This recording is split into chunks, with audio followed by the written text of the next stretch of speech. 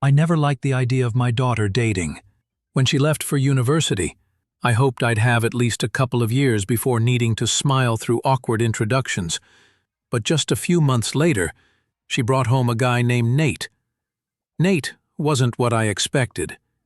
He was tall, a little clumsy looking, with hair like he'd forgotten what a brush was. He spoke casually, tossed around bro and man a lot, and had that easygoing vibe I always found irritating. He was polite, sure, but he didn't match my daughter's ambition, her drive. She was always goal-oriented, focused.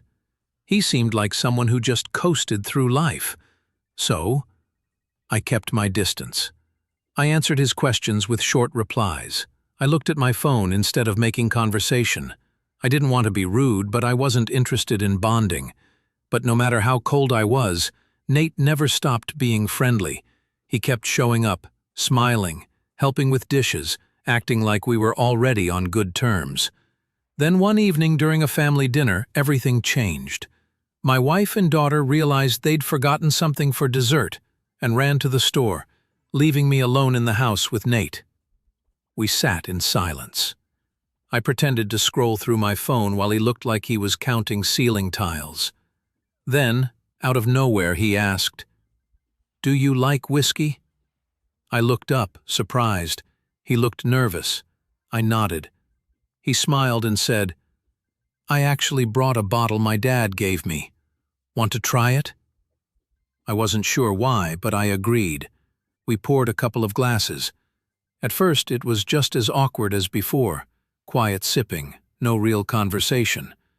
Then he started telling a story about taking my daughter rock climbing and getting stuck halfway up the wall while she laughed from the ground. I laughed too. A real laugh. I told him about a chili eating contest I once entered to impress my wife, ended with me throwing up on a politician's shoes. That broke the ice. We started talking about everything: music, movies, dumb things we did in college. And that's when I realized Nate wasn't aimless. He had plans. He was working on a startup. He just didn't let stress control him. I'd mistaken calmness for laziness. By the time the girls came back, we were both a little tipsy, loudly singing along to a song neither of us really knew. My wife looked unimpressed. My daughter stared in disbelief. Nate grinned and said, "Ma'am, your cooking is amazing." That's when I knew I liked this kid. Somewhere between awkward silence and shared whiskey, he won me over.